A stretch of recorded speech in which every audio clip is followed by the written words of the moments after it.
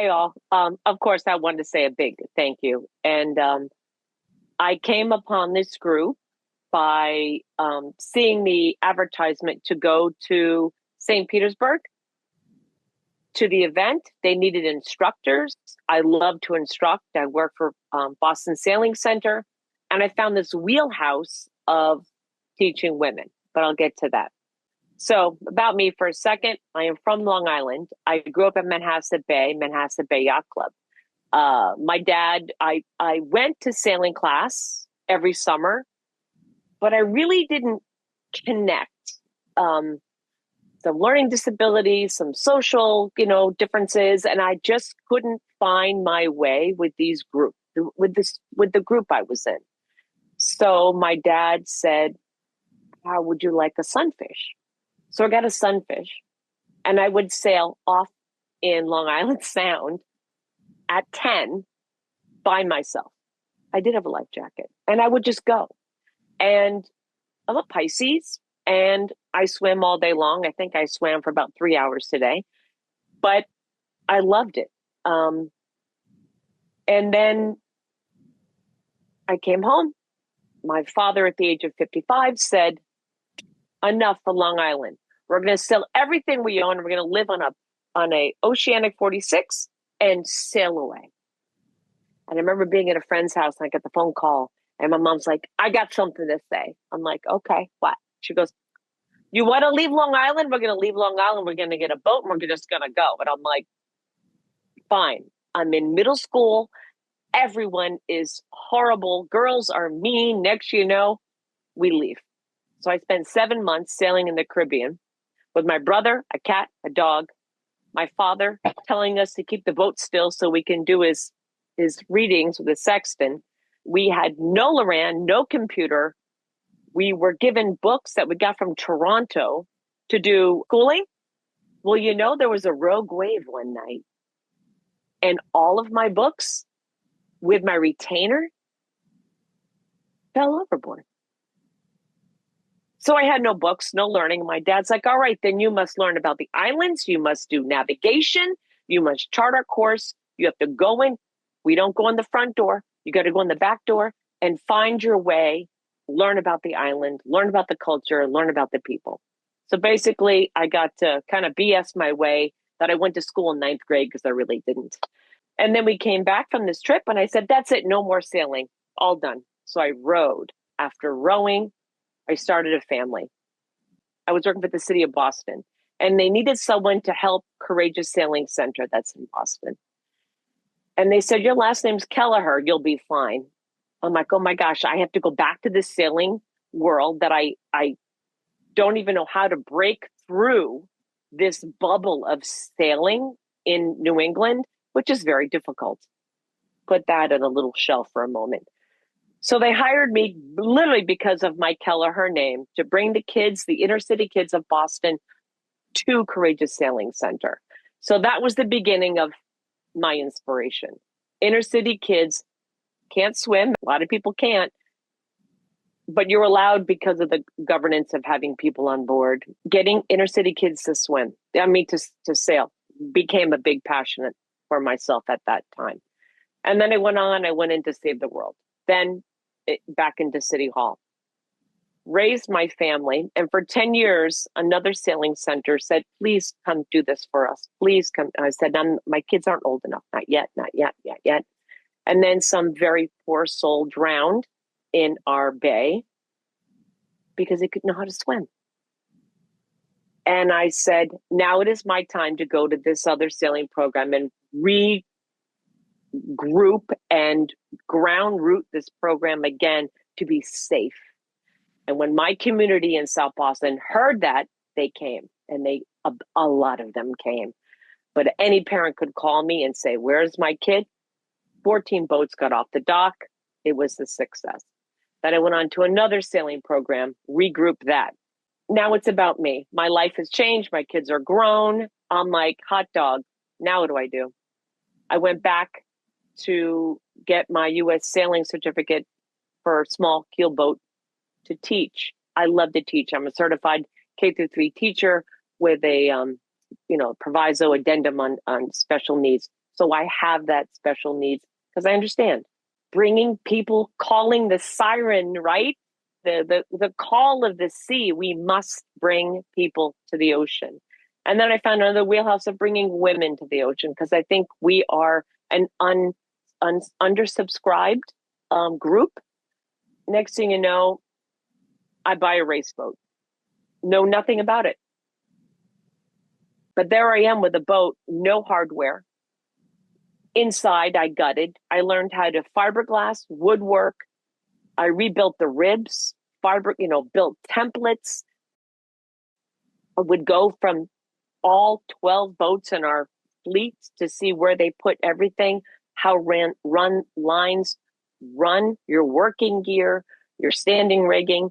So now we are 22 boats racing. We're about to have our nationals. I think I'm the second one around the mark. I came in third out of 18. I'm a vicious, horrible, nasty, we'll say, I'm very competitive, but I'm the only female driver. So then I woke up one day and I said, you know what? I want a bigger boat. So I found on Facebook Marketplace, do not wait your whole life to buy a boat. Do not wait. Do not mull about the papers and the people. Just do it. And this is my 60th birthday celebration year. It took me 3 years to finally get to the Bahamas. This is the Wreckers race. We got third place because I picked up water. But there was a J24 somewhere in there we beat too. So I live on this boat 6 months out of the year and 6 months in Boston working. I drive tiki boats. I teach sailing. I drive the launch. I work at West Marine. I walk dogs. I do the hustles so I can do this. And one day I had an idea standing on the dock. I'm like, why aren't there more women out there racing? Why is it just me?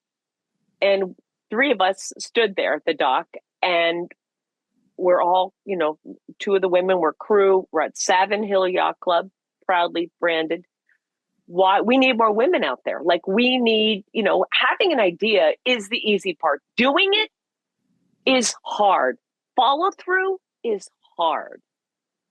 Asking for help is hard.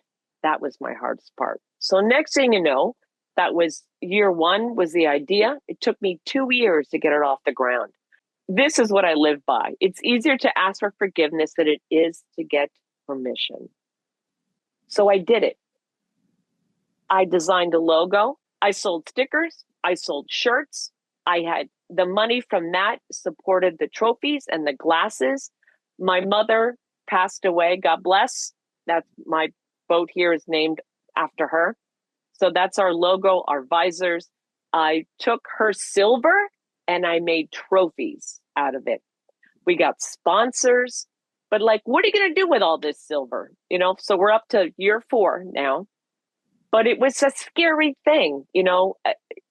It's very scary. It's scary to get women and to help women get on the water who don't drive a boat. So I went down with the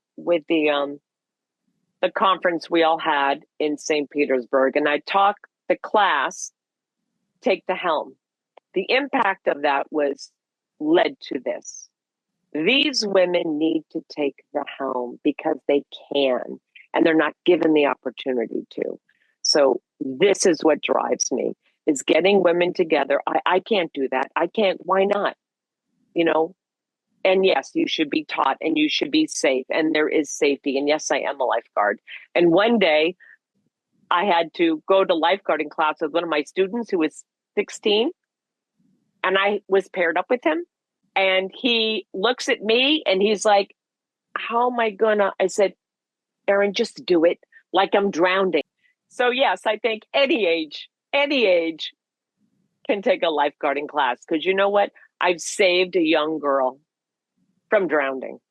So here we are with our second year. This was last year. Now we started off at 15 boats. We are now 20 last year. One of the greatest supporters up in Marblehead, his boat is called Man of War. Look what he did to it.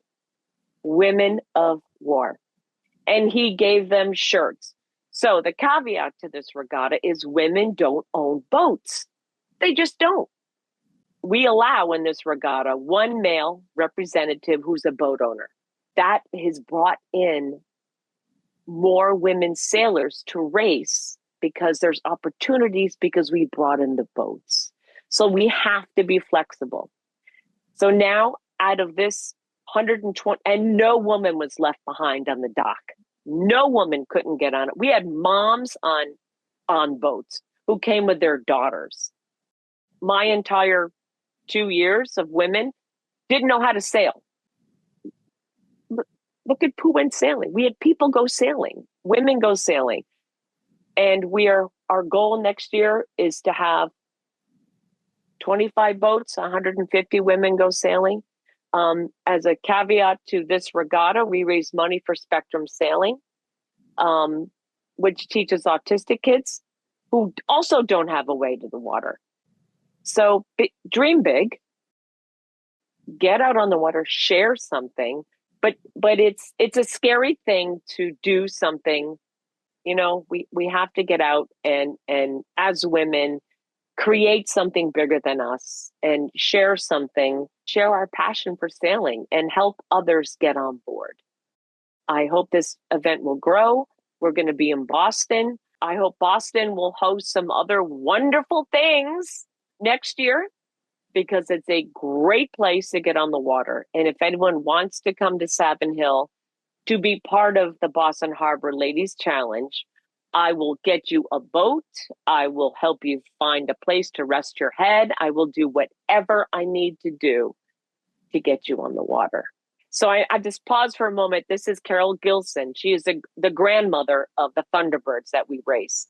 Name trophies after people who are alive, not dead. Why do we wait? Do it now.